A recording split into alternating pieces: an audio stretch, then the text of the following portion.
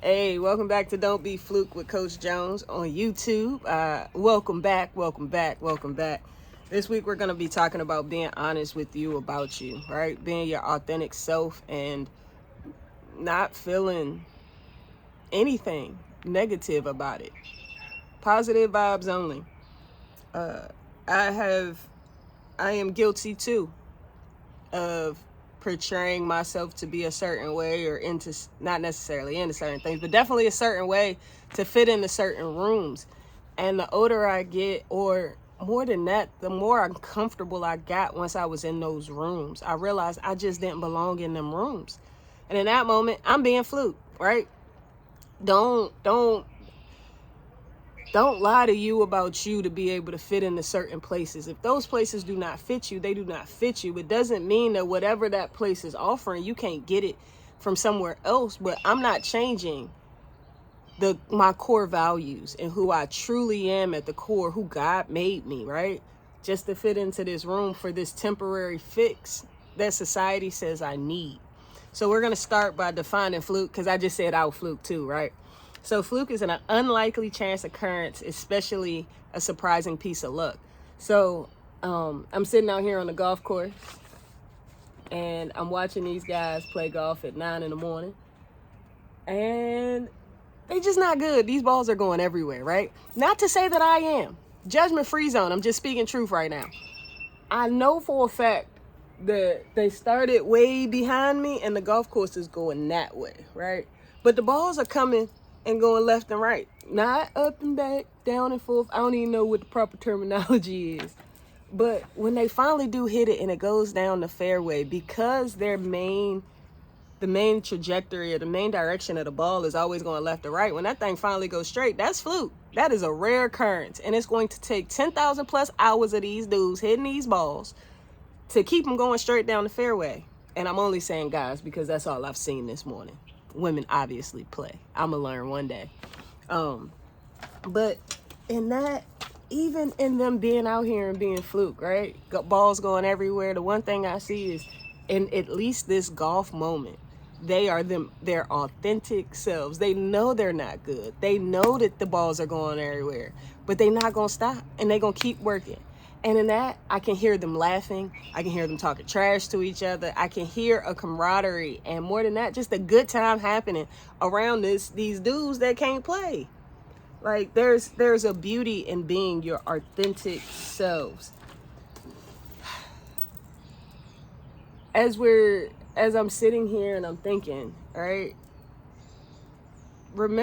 Think about times when you have been in a room and you might have not been 100% yourself. You sent a representative because you thought about everything that don't sit well with you, things you don't like about you, and you're like, well, they're not gonna like it either, so let me just put all of those traits to the side and let me act like this for a while, right?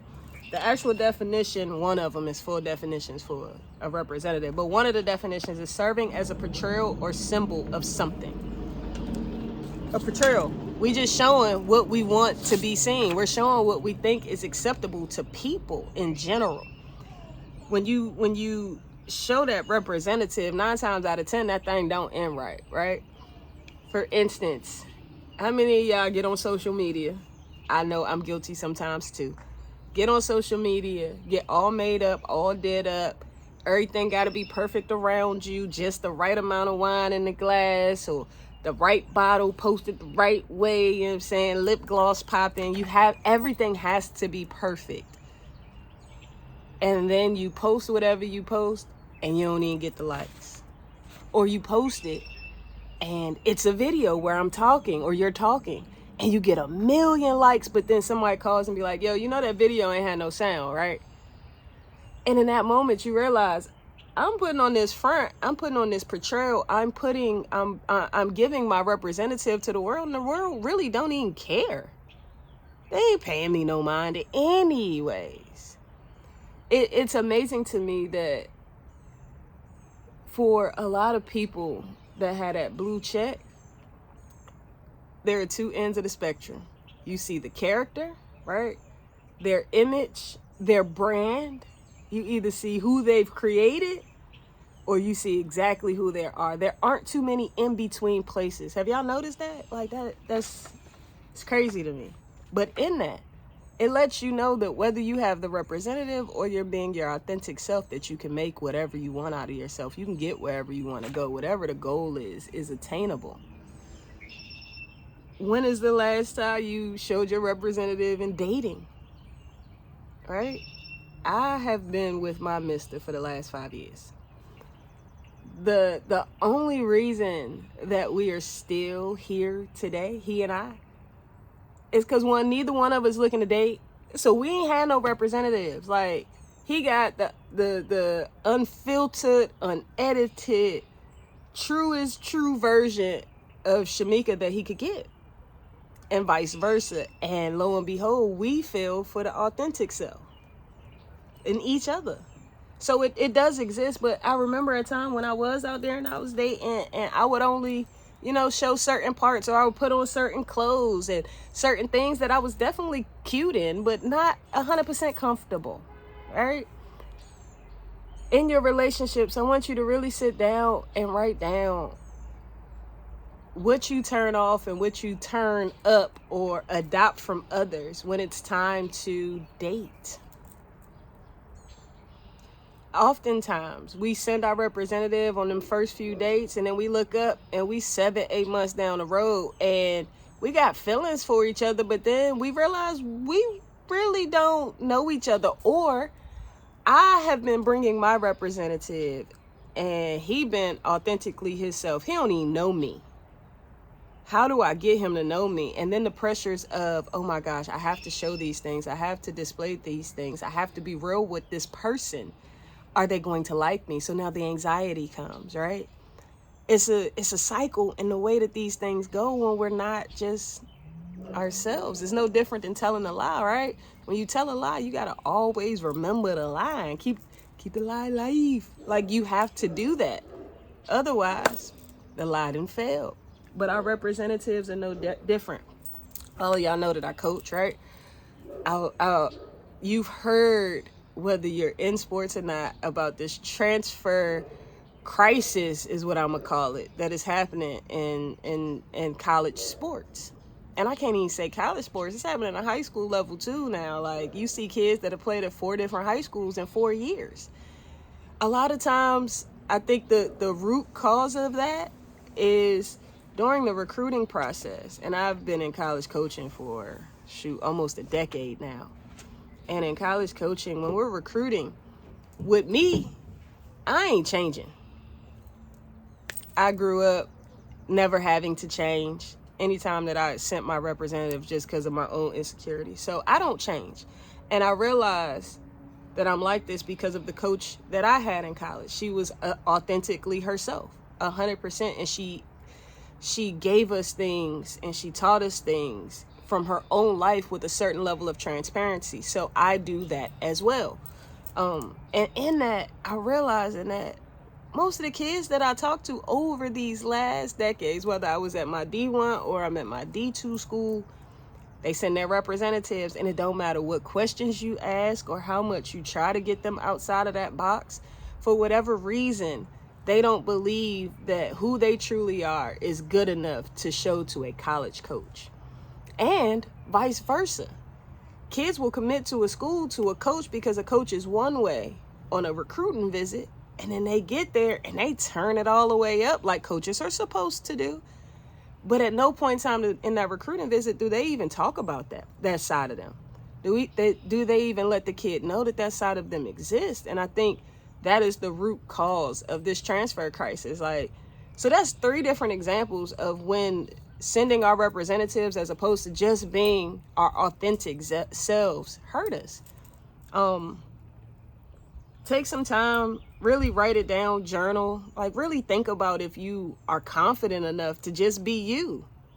To just be you. No additives, no nothing. Like, nothing that you see other people do because you think it's cool or it's acceptable. Don't add that, just be you. Like, write down in your journal if you can do that. And I have a few journal topics because I know for most people, myself included, it's hard to just sit down and start writing like what you feel.